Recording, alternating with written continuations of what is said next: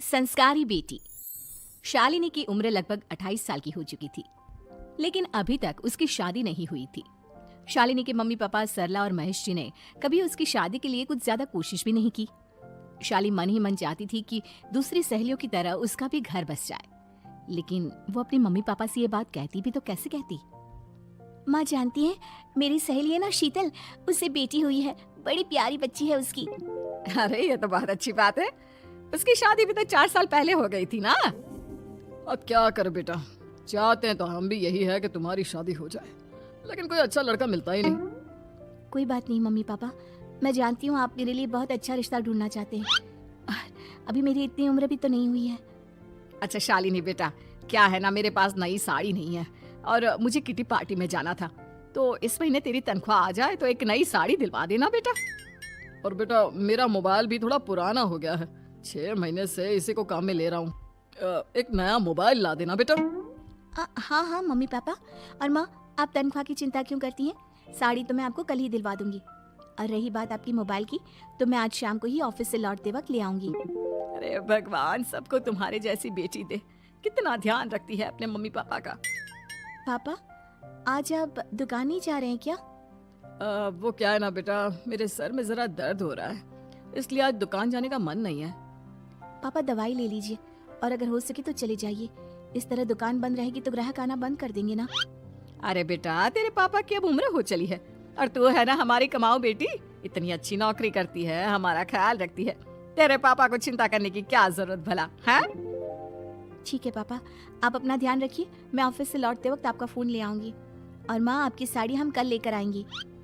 शालिनी के जाने के बाद क्या करे, शालिनी के लिए सच में कोई लड़का ढूंढ कर उसकी शादी करवानी है क्या? अरे पागल हो गई हो क्या? वो शादी करके इस घर से चली गई तो हमारे खाने के लिए पैसे कहाँ से आएंगे? जानती हूँ वैसे भी आपको ना दुकान पर जाने में, काम करने में आलस आता है, अच्छे से पहचानती हूँ आपको। हाँ तो क्या हुआ, बेटी नौकरी करती है, जब बच्चे माँ बाप की कमाई पर मजाक कर सकते हैं तो क्या माँ बाप बच्चों की कमाई पर थोड़े दिन चैन से जी नहीं सकते? अरे वो तो हम जी रहे हैं ना, देखा ना हमारी बेटी एक ही बार में हमें मोबाइल और साड़ी दिलाने के लिए कैसे फट से तैयार हो गई। एक दिन सरला की एक पड़ोसन अपने भतीजी का रिश्ता लेकर सरला के घर आती है। सरला बहन, ये मेरा भतीजा है प्रशांत, इसके लिए रिश्ता ढूंढ रही थी बहुत दिन से। अचानक से तुम्हारी बेटी का ख्याल आया, इतनी सुंदर और अच्छी नौकरी वाली लड़की है, मुझे तो बहुत पसंद है। अरे तुम्हारे पसंद करने से क्या होता है, मेरी बेटी को भी तो तुम्हारा भतीजा पसंद आना चाहिए ना। हाँ हाँ, ऐसे थोड़ी ना कि तुम्हें हमारी लड़की पसंद आ गई और हमने रिश्ता कर दिया। मेरा भतीजा बहुत बड़ी कंपनी में जॉब करता है। अंकल जी, मैंने आपकी बेटी को देखा है और वो मुझे बहुत पसंद है। हाँ हाँ, तुम्हें तो पसंद है, लेकिन हमें भी तो उससे एक बार पूछना पड़ेगा ना। तो बुलाइए ना शालिनी को, उससे पूछ लेते हैं कहाँ है वो। ऑफिस गई है और उसको आने में अभी देर लगेगी। लेकिन तभी शालिनी ऑफिस से आ गई। ये लीजिए, शालिनी भी आ गई। अब आमने सामने ही बात कर लेते हैं।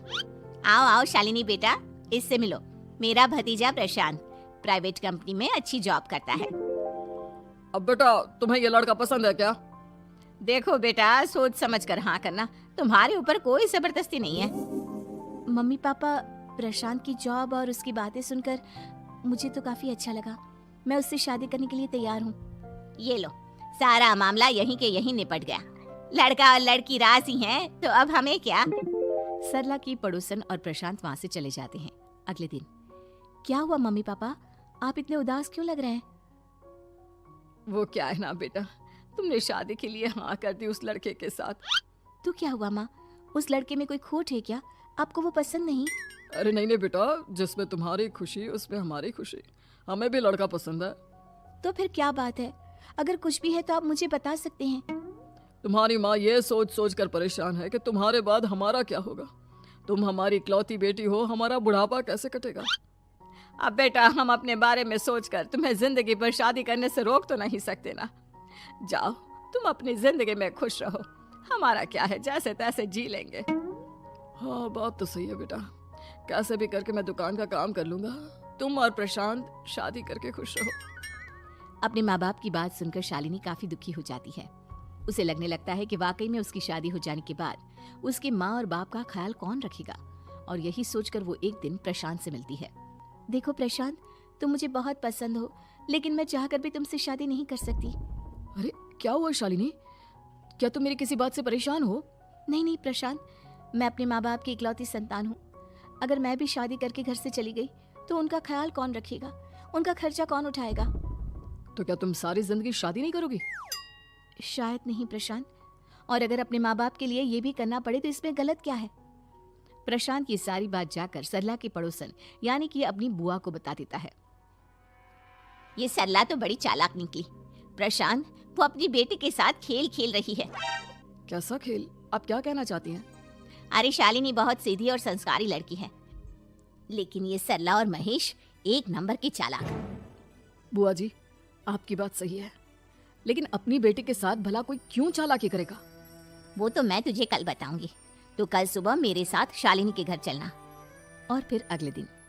क्या हुआ सरला बहन, तुम्हारी बेटी ने तो शादी के लिए मना कर दिया। अब पता नहीं बहन जी क्यों मना कर दिया। हम तो चाहते थे कि बेटी की शादी धूमधाम से करें। हमारी तो बहुत इच्छा थी कि शालिनी की शादी प्रशांत के साथ हो जाए, लेकिन अब क्या करे, वही नहीं चाहती। आंटी जी, शादी के बाद मुझे अपने माँ बाप की बहुत चिंता रहेगी। उनका ख्याल कौन रखेगा? और इसलिए मैं प्रशांत तो क्या, किसी से भी शादी नहीं करना चाहती। अंधी हो गई हो क्या माँ बाप के प्यार में? पहले जरा अपने माँ बाप से सच तो पूछ लो। कैसा सच? यही सच शालिनी, कि ये तुम्हारे सगे माँ बाप नहीं है और तुम इनके लिए सिर्फ पैसे कमाने का एक जरिया हो। अरे अरे, ये तुम क्या कह रही हो? सच ही तो कह रही हूँ भाई साहब। अब सीधे सीधे अपनी बेटी को अपनी सच्चाई बताओगे या फिर मैं कोई दूसरा तरीका निकालूं? हमें माफ कर दो शालिनी, वो क्या है ना, हमारी कोई औलाद नहीं थी और जब तुम छोटी थी तो हमने तुम्हें गोद ले लिया था। तो इस नाते तो मैं आपकी बेटी ही हुई ना।